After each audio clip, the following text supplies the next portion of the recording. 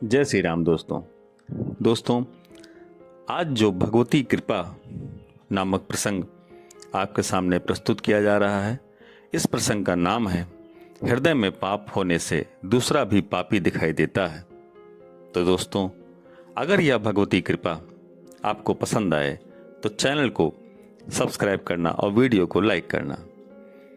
दोस्तों, विशुद्ध मन में किसी के दोष दिखाई देते ही नहीं, वह तो सब में तीनों गुणों को बरतते दिखता है।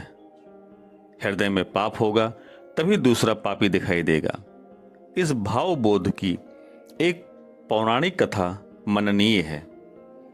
सूर्यवंशी महाराज प्रजाति के सबसे बड़े पुत्र खनित्र थे और शौर्य, उदावस्व, सुनय तथा महारथ ये छोटे थे।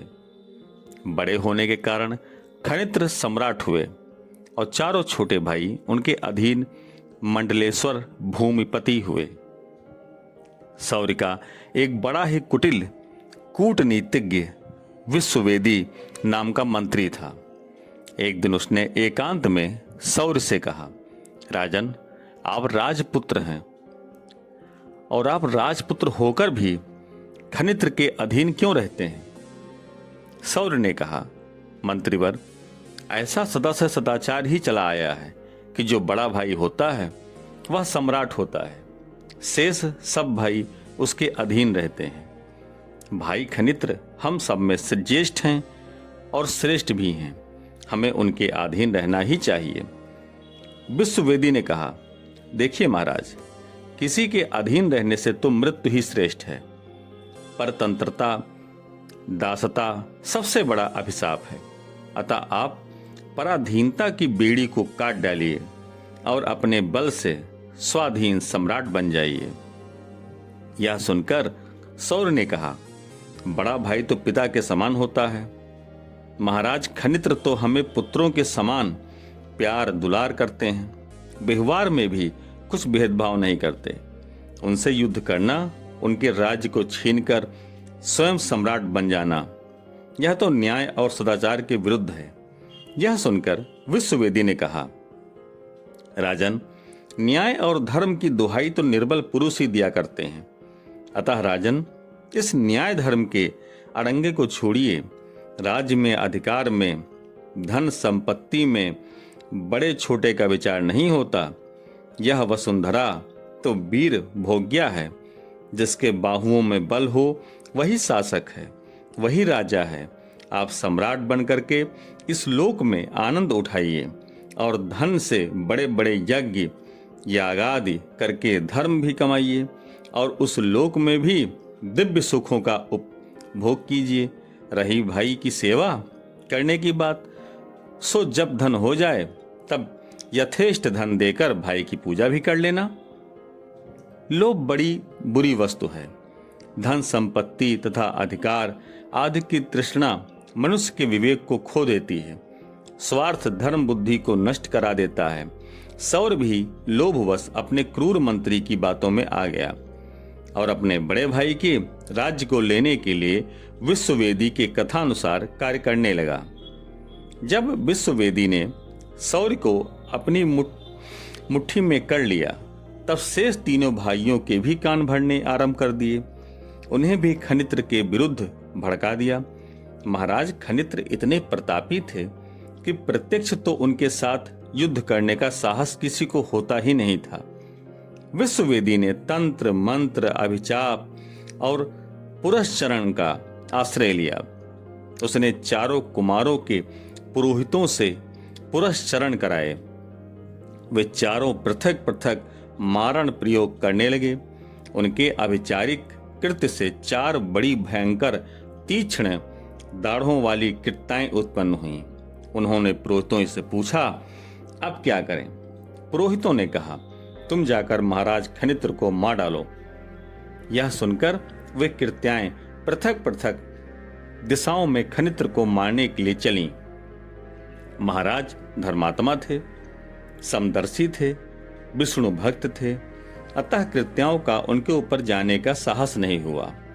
आभिचारिक प्रयोगों का ऐसा नियम होता है कि जिसके ऊपर कृत्या छोड़ी जाती है यदि वह किसी कारण से उनके पास न पहुंच सके तो उलटकर भेजने वाले को ही मार देती है।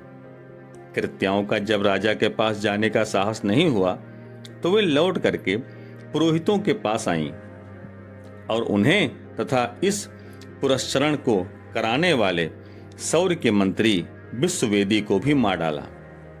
महाराज खनित्र ने जब ये बात सुनी कि एक ही समय में भिन्न भिन्न स्थानों में चारों पुरोहित मारे गए और उसी समय कुमार सौरी का मंत्री विश्ववेदी भी मारा गया, तो उन्हें परम विस्मय हुआ। दैव योग से उसी समय उनके कुल पुरोहित भगवान वशिष्ठ जी भी वहां आ पहुंचे। महाराज खनित्र ने पूछा, भगवान, यह कैसी अद्भुत घटना हुई? मेरे चारों भाइयों के पुरोहित और सौर्य का मंत्री विश्ववेदी, ये चारों अकस्मात बैठे ही बैठे एक ही समय कैसे मारे गए? यह सुनकर वशिष्ठ जी ने बताया, राजन, आप तो साधु प्रकृति के हैं, संसार में आप किसी को अपना शत्रु नहीं समझते, किंतु महाराज, दुष्ट लोग साधु पुरुषों से अकारण द्वेष करते हैं, उनके ऐश्वर्य और प्रभाव को देखकर जलते हैं, स्वयं तो उनकी पदवी को पा नहीं सकते, अतः ईर्ष्यावश उनका अनिष्ट ही सोचते रहते हैं। सौर्य के मंत्री विश्ववेदी के कहने से ये चारों पुरोहित आपके उद्देश्य से मारण प्रयोग कर रहे थे, उसी से कृत्याएं उत्पन्न होकर के आपको मारने आई, किंतु आप धर्मात्मा समदर्शी के सम्मुख उन तामसिक कृत्याओं का साहस नहीं हुआ, अतः उन्होंने उलटकर उन पांचों को ही मार डाला। इतना सुनते ही महाराज खनित्र मूर्छित हो गए। वे बार बार यही कहते, मैं बड़ा नीच हूं, बड़ा पापी हूं, मेरे कारण ब्राह्मणों की हत्या हुई।